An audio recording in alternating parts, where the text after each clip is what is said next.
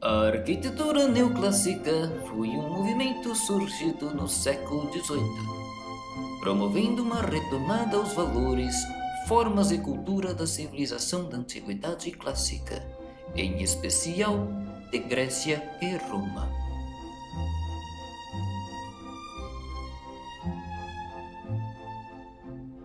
Essa corrente que se manifestou também na literatura, na escultura e na pintura, buscou se afirmar como uma oposição ao rebuscamento e complexidade do barroco e do rococó, se espalhando pelo mundo até meados do século XIX.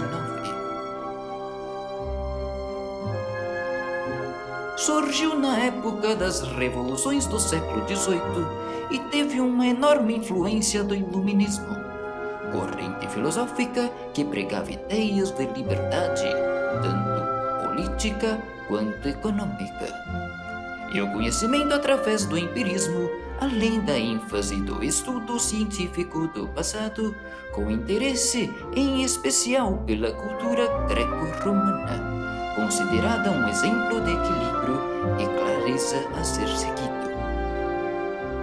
Somando a isso, temos a contribuição do descobrimento da cidade de Pompeia, destruída por uma erupção do vulcão Vesúvio no ano de 79 d.C. Por isso, a corrente neoclássica buscava o uso de estilos uniformes, a simplicidade em suas composições, o uso de construções como símbolo de autoridade, o uso de materiais nobres como o granito, o mármore,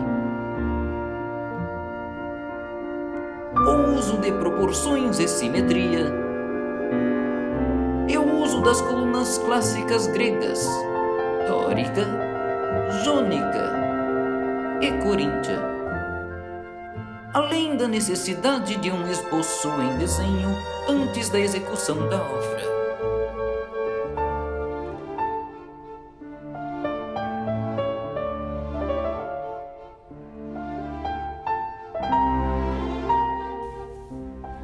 Exerceu extrema influência principalmente na Europa e América do Norte, com obras famosas que até hoje são visitadas por turistas do mundo todo, como o Capitólio em Washington, o Museu Britânico em Londres, o Panteão em Paris, o Portão de Brandenburg em Berlim e o Almirante de São Petersburgo. Na Inglaterra, a ascensão da arquitetura neoclássica veio a partir da Revolução Industrial.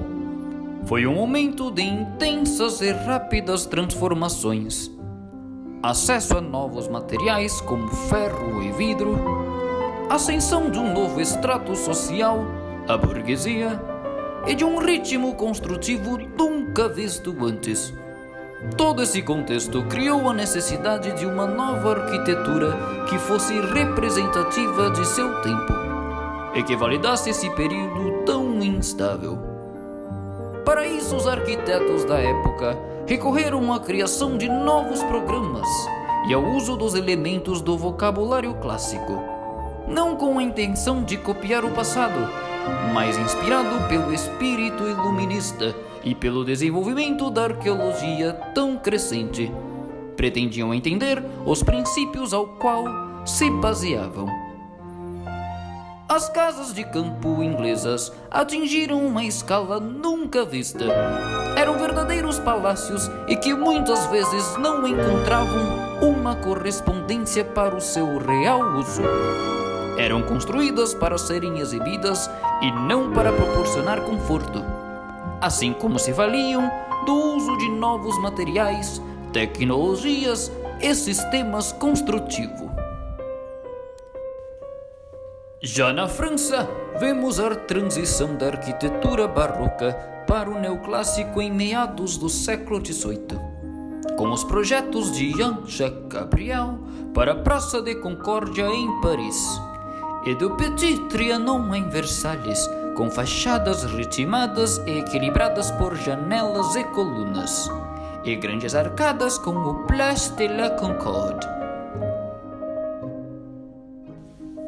A próxima geração se direcionou para uma concepção arquitetônica mais limpa e clássica, com destaque para Marie-José Pierre, que após ter vencido o concurso para a construção de uma catedral e 2 anexos pela Academia de São Lucas, na Itália, retorna para a França e projeta uma residência para Madame Le Breton de Neuburgo. Residência essa considerada o primeiro edifício francês verdadeiramente clássico. Os novos teatros em Paris e Bordeaux foram ótimos exemplos da consolidação desse novo estilo. Em Bordeaux, na segunda metade do século XVIII, foi construído o Grande Teatro, o mais belo teatro francês da época. Projetado por Victor Louis, é construído por um bloco retangular com uma fachada precedida por 12 grandes colunas coríntias. O arquiteto neoclássico francês mais visionário foi certamente Etienne Louis Boullée.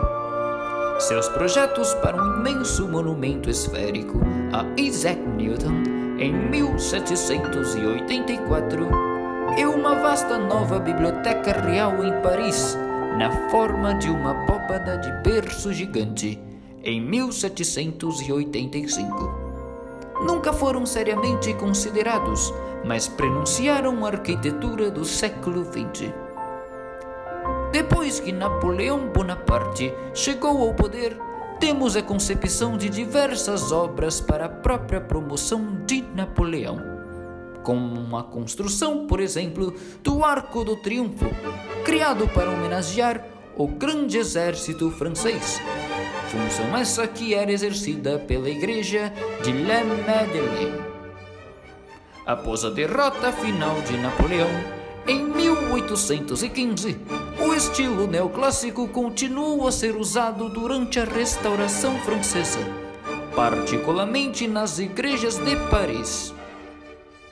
Uma mudança de estilo começou a aparecer no início do século XIX, particularmente após a publicação em 1802 de La Génie du Christianisme, por uma das principais figuras do romantismo francês, François-René de Chateaubriand, apelando para o retorno do estilo gótico.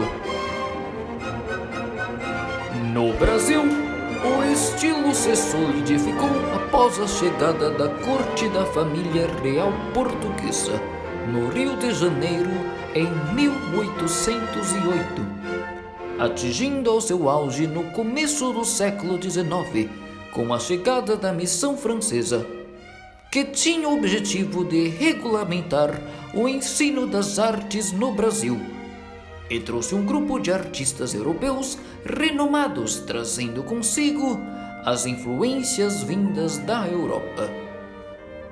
É nesse momento também que surgem os primeiros jardins e o plantio da palmeira imperial. Essa transformação na arquitetura também trouxe um novo modo de organização dos ambientes internos e o uso dos objetos mais requintados. Por esse motivo, a arquitetura ficou mais restrita à corte e aos mais ricos. Depois de um tempo, ficou mais possível ao resto da população, de forma adaptada e mais barata. Foi ele também que deu origem à arquitetura eclética no Brasil, misturando estilos arquitetônicos anteriores para a criação de um novo conceito arquitetônico. Alguns exemplos de obras neoclássicas no Brasil são o Museu da Caixa e a Pinacoteca, ambas em São Paulo. No Rio de Janeiro, contamos com o prédio do Instituto Benjamin Constant e Santa Casa de Misericórdia, localizada no centro da cidade. A influência da arquitetura neoclássica se deu no Brasil nos maiores centros do litoral, especialmente no Rio de Janeiro, Belém e Recife, no qual possuía um contato direto com a Europa. Contudo, foi desenvolvido um nível mais complexo de arte e arquitetura, e se integrou nos moldes internacionais de sua época. Portanto, o estilo neoclássico começou a ser o padrão para as obras do país, e tinha como objetivo modernizar o seu cenário artístico. Assim, atraiu pintores estrangeiros e com isso suas construções se tornaram mais refinadas. Nos dias de hoje, a influência neoclássica para os edifícios atuais pode ser chamada de arquitetura clássica nova, estando presente nas fachadas de edifícios residenciais e comerciais, e também em casas e decorações que buscam sintetizar o uso de adornos e afins, mas sem perder a sofisticação.